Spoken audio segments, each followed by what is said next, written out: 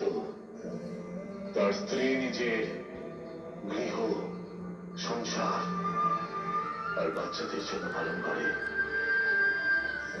কষ্ট দুজনকে সহ্য করতে হয়, কিন্তু একজন স্ত্রী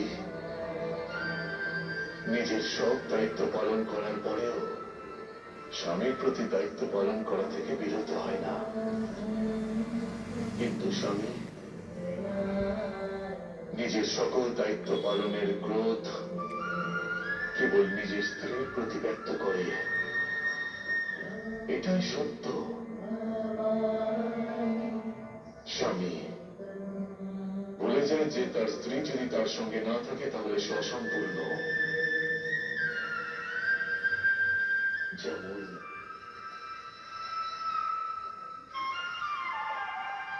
আজ শক্তিকে ছাড়া শিব অসম্পূর্ণ।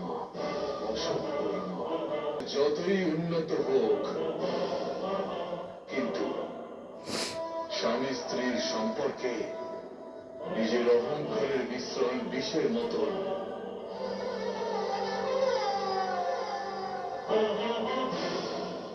নারায়ণ, হলাহল বিষ আমি পান করেছিলাম।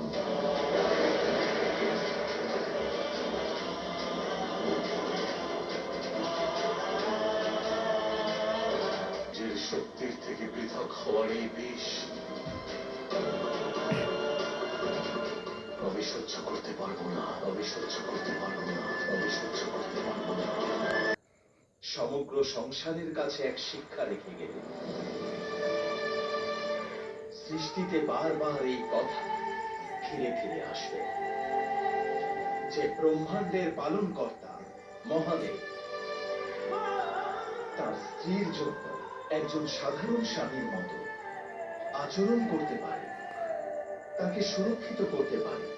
যদি তার সেবা যত্ন করতে পারেন তাহলে অন্যরা কেন নয়?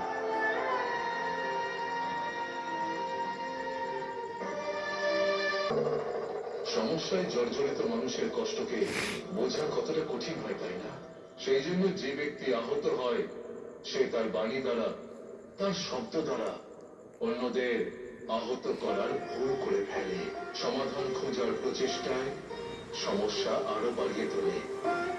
ভুলে যায় যে যেভাবে ফুটন্ত জলে প্রতিবিম্ব দেখা যায় না, ঠিক সেইভাবেই চঞ্চল মনে কখনোই সমাধান খুঁজে পাওয়া যায় না।